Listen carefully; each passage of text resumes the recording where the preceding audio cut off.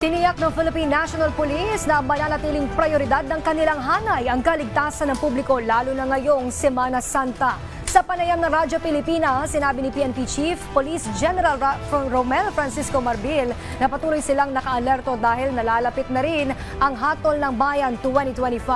Pakiusap ng PNP sa mga babiyahe, magbaon ng kaunting pasensya dahil mahigpit ang ginagawang mga inspeksyon.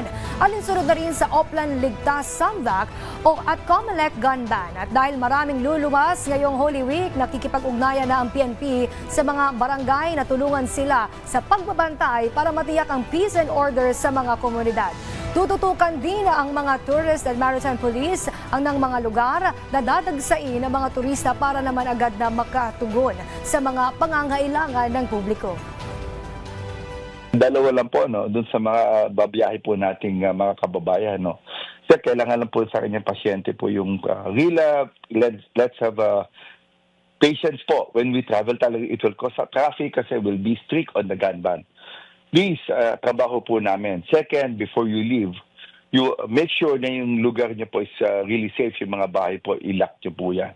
Kailangan niyo po ilock kasi ito lang po yung talaga naging concern natin.